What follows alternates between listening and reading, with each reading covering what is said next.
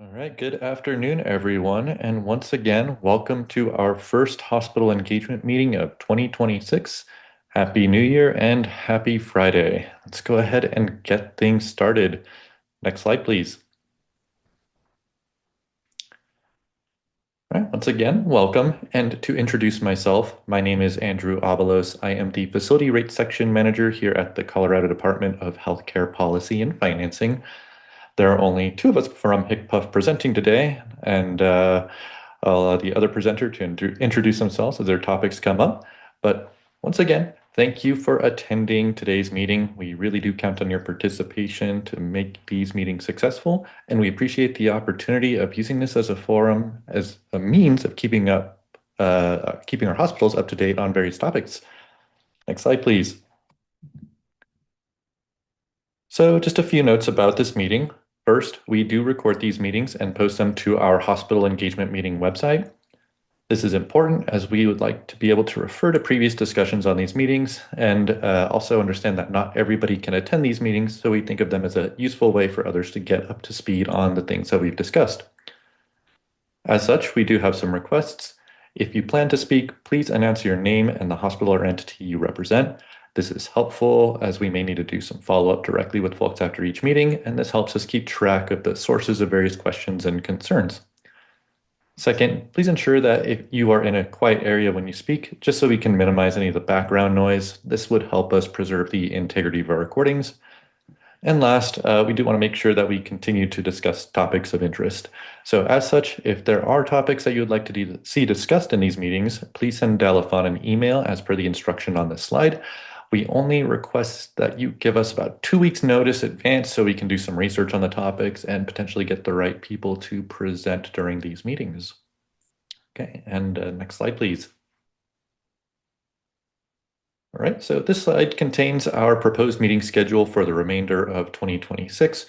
We aim, as usual, to have these meetings on the first Friday of each odd month, except for when this would interfere with any holiday weekends. So in those instances, we do move the meeting to the second Friday of each month with a scheduled time in the afternoon so that this meeting does not interfere with our medical services board meetings, as we know many others like to attend those meetings as well.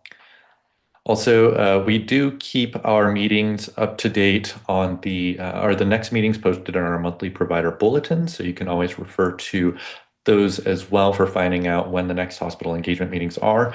We also have a hospital engagement meeting site, which has this proposed schedule as well. So either of those are useful resources to make sure that you are staying up to speed on when these meetings are.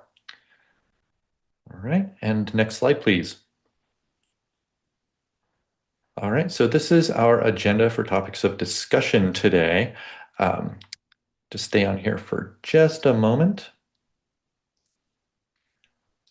All right, and I'll go ahead and pass it to our next presenter, who I believe is Philip. So there you go, and Philip, take it away, please. Thank you, Andrew, and thank you all for allowing me to be here.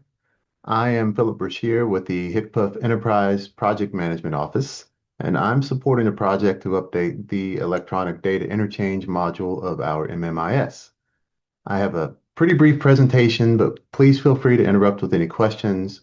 If I don't have the answer, I will track it down and follow it up later. Now, since I'm here to talk about what's changing with EDI and when, let's get to it. Next slide, please. So first, a little on what's changing. And forgive me if I'm telling you things you already know. We just want to level set as best we can.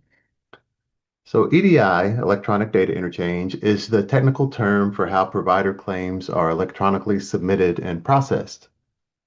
Instead of submitting their own claims, some providers use what we call a trading partner to submit lots of claims at once in a batch. The system that manages that trading partner activity right now is provided by Gainwell, who's our primary MMIS partner. The big change and the reason for this project is that we're switching to a new system managed by a new vendor called Edifx. And that means trading partners are going to see a new platform, new logins, new training, and some new procedures. Next slide, please. Since that's what's changing, let's talk briefly about what's staying the same. First, Gainwell is still our primary MMIS partner. They'll still enroll providers and handle individual claims. This project is just about trading partners, really.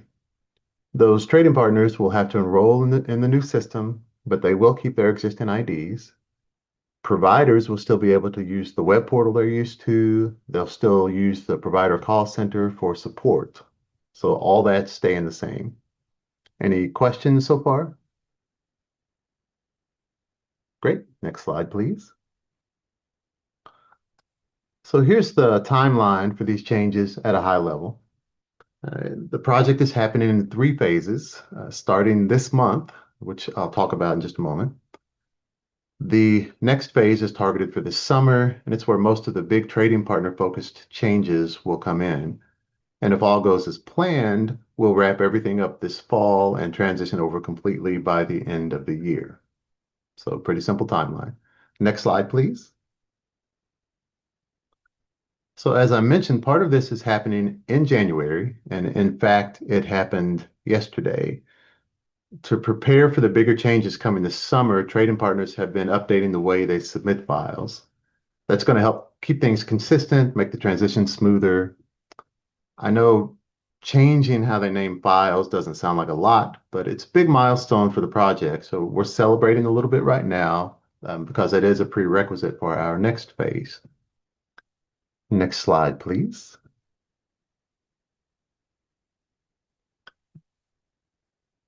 So if you're working with a trading partner, they should already be on board with this first step, but it can't hurt to double check. Right now, we're still accommodating any stragglers who may not have finished their updates, but obviously we can't do that forever. And as I said, the file naming change is a prerequisite for the bigger changes coming this summer. Please note that the provider web portal has more information on all of this. So if you have questions that I can't answer, you might find some information there that's useful. Next slide, please. So part of why I'm here today is to make sure you're aware of what's going on, but also to ask for your help. As I mentioned earlier, if you're working with trading partners, it would be super helpful if you could check with them to make sure they're doing their part. We are, of course, reaching out to them, but the more we can get the message out, the smoother the overall transition will be. And additionally, if you have questions, if the trading partners need some direction, please refer them to the Provider Call Services Center. They are ready to help with questions about EDI. Next slide, please. Just one last thing here. There are plenty of resources to provide information, answer questions, keep you informed. Those are shown here. When you receive the slides and the notes, of course, you'll be able to follow some of these links. We hope you'll take advantage of these resources. Lots of good information there. So with that, I will open it up one last time for any questions.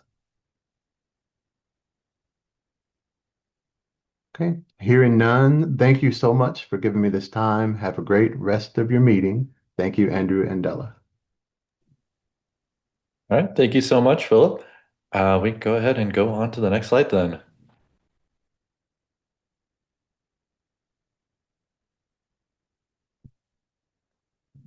Okay, so this is Andrew once again. I am following up with the rest of the meeting material we have planned for today.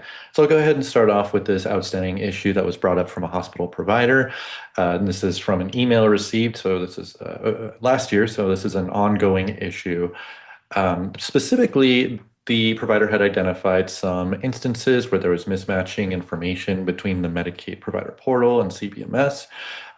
There are some issues with the date of death in some circumstances just not matching, which is causing some claim submissions and payment issues. This is something that we are aware of. Unfortunately, we don't have a dedicated contact specifically for instances where this is occurring. However, as we continue to investigate these issues and see sort of what the scope of it is, that may change in the future. So our commitment is to continue keeping this item on the monthly or bi-monthly agendas just to ensure that we can follow up. We also know that this has been an outstanding issue for some time. So if we do make some significant progress on this in between our meetings, we do want to reach out to the impacted hospital provider to make sure that this issue has been fully resolved. And if not, still have some sort of means of identifying these issues and getting them towards resolution. So unfortunately, we don't have too much to share beyond that for this specific issue, but please know that we are making progress. Next slide, please. All right. And then we also have an issue relating to some EMS or emergency Medicaid member claim denials. This is for situations where there are fee-for-service claim denials on EMS claims. The MMIS is perhaps erroneously requesting that services be billed to the managed care entity, potentially inappropriately. So we are aware of a broader issue, not this group specifically. However, there is a broader issue, and the department is working on holistically identifying the impacts of this one and trying to make sure that we have everything corrected. But there is a lot of downstream work that's being done to try and identify this issue or to take the issues that have been identified and their solutions and to help resolve these issues. But unfortunately, we don't have a whole lot more than that to share, other than that we are aware of it and that it is also being worked internally. So similar to the issue on the previous slide, we are committing to continuing our research on this one, identifying what the exact problem is and the scope of it. But we will have more information hopefully ready to share in our March meeting.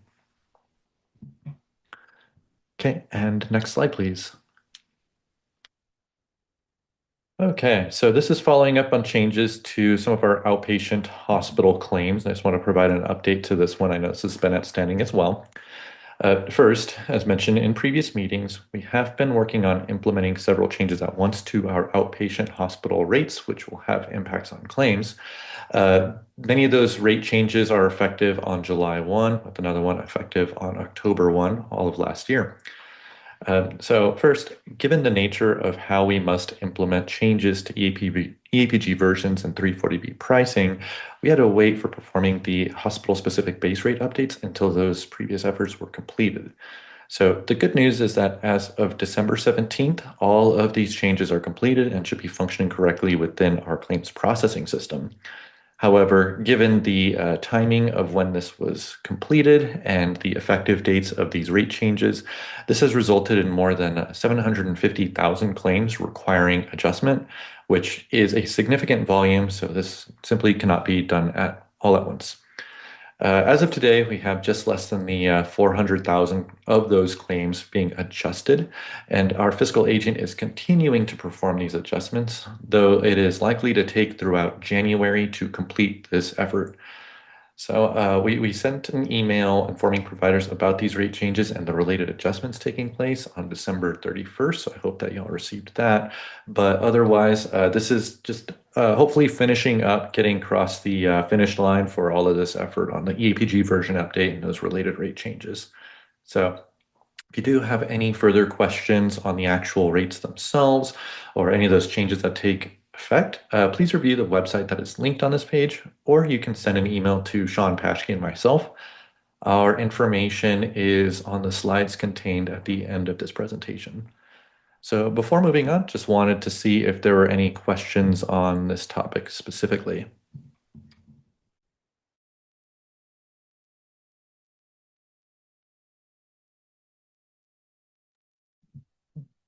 Okay, and not seeing anything or hearing anything, I'm going to go ahead and move on, but we can always revisit this topic later on. So next slide, please. Great. So next we have our standard EAPG module updates. We have the Solventum general availability release that came out on December 23rd of last year. And we're working to have this installed into the Medicaid or into our MMIS this coming Wednesday.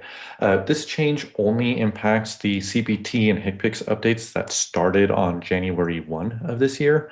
So after this module update is installed into our MMIS, we will review and adjust the claims accordingly. Hopefully it should be fairly minimal because we haven't seen a whole lot of claims come in for the new year, but we do understand that there's still maybe some that are impacted, particularly using the updated code set effective 2026. Okay. And then we have our next general availability release scheduled for, or Solventum has it scheduled for release toward the end of March. We plan on having that installed into the interchange of that same week. Again, we don't have any large changes planned for this module update, but we need to do these regularly to ensure that our system is keeping up to date, or our EAPG methodology is keeping up to date with all of those code set changes. Okay. And next slide, please. Right. And we also wanted to briefly bring up some internal review that we're performing on some of the specialty hospital claims that we've been seeing. There have been some instances of claims with excessively long stays that are being billed.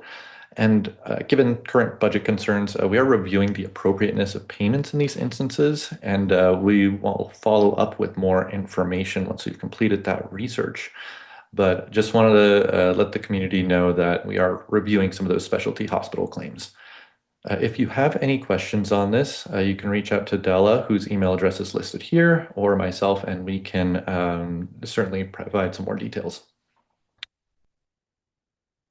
Okay, and next slide, please. So we do also want to bring up some of the regulatory updates that have been ongoing. So a couple of state plans that are effective, which modify, or state plan amendments that are effective, that are trying to make effective to modify rates. So we have mentioned that there's the across the board rate increases that were effective July 1, and the plan to let that state plan amendment expire on September 31st, just to reflect the executive order, which rolled back those rates, as well as the 340B rate reduction. So each of these state plans are currently in the requests for additional information status with CMS. I guess what that means is that currently the clock is on hold while we just answer some questions from CMS about potential concerns on these state plans. We are still making progress on them and we'll commit to providing updates as they happen. But as of right now, the actual approval of these state plan amendments has not happened yet. And next slide. Okay. And then similarly, CMS has requested additional information on the July 1, 2025 rate rebasing state plan amendment. We are working to address CMS's questions similarly for the others, and then also similarly at the moment it is still unapproved.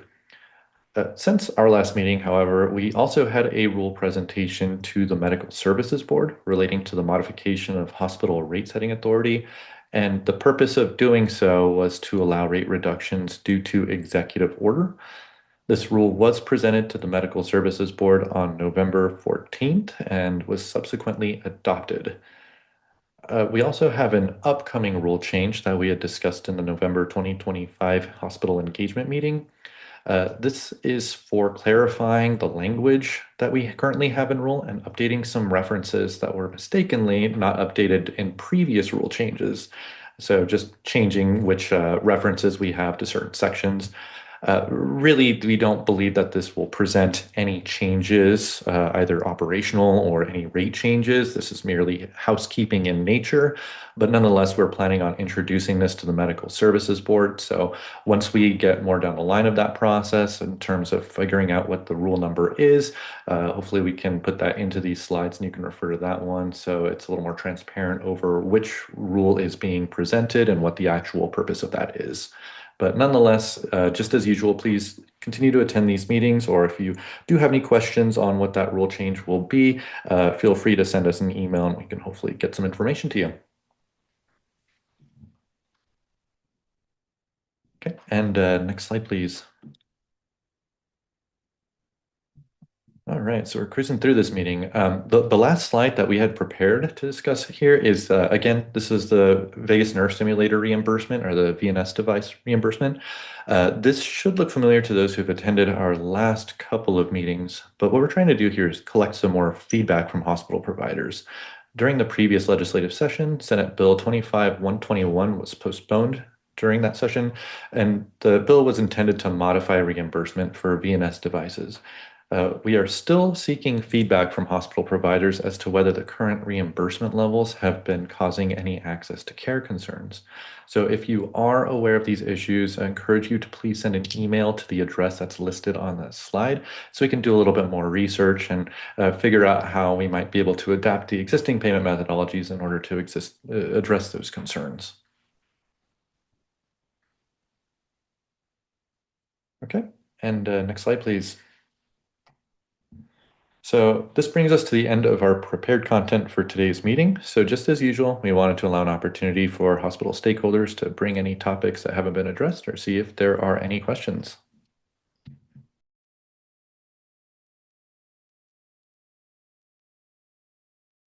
Andrew, maybe a quick one for you. This is Kevin J.D. Wilson from Children's Hospital Colorado. Um, we've seen in the department's um, updated budget filing from last week one budget action related to reducing hospital reimbursement by cutting the IME or indirect medical education adjustment. Um, Recognize you probably can't speak to um, the sort of broad state budget dynamics here, but maybe a couple of technical questions. The one place that we're aware of that the IME uh, adjustments from the department go to support medical education is through the APR DRG hospital specific base rates. There's one of the adjustments in the broad calculation set that involves capturing some of those IME costs. Can you tell us if there are any other places that we ought to be analyzing when we're trying to assess the impact if the JBC were to adopt that portion of BA7? And maybe any other color commentary you're willing to give us on that, I think would be really helpful. Yeah, and I appreciate the question. Thank you, Kevin. And you're correct. We know that we're likely to receive questions on this specific change that we see that's related to the IME component. We're currently working on a shareable fact sheet that should hopefully contain information which answers these questions. And I definitely encourage those to ask questions. But unfortunately, we would prefer to keep communications consistent. And so when that fact sheet does get released, that's something that we can certainly look to see if how that's addressed in there. But unfortunately, I just don't have a whole lot to share at the moment. But again, happy to receive questions on it. Okay, thanks, Andrew. We will batch up all those questions that we're getting, and happy to pass those along to you or other members of the team. Diana, assume, is probably one of the folks we should email on that. But please let us know if there's anybody else. Thanks. Yes, thank you. And yeah, you can also include Kevin Martin in those emails.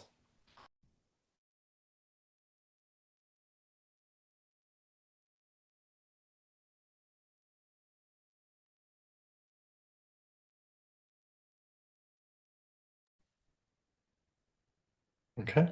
Are there any other questions or concerns? Not seeing anything in the chat. I'll give it just a moment.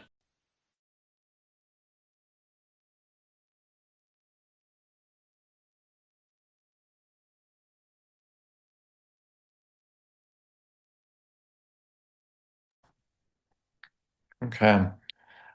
So again, if there is anything that comes to mind, please send us an email. Our email addresses are listed here. For if you email us and we're not the right person, we can certainly work to get you to the right person. And as usual, we do like to think of these as collaboratively created meetings in terms of our agendas. So anything that you'd like to see discussed, shoot us an email as well. And we quickly went through this meeting, but like I said, if anything comes to mind, keep us informed.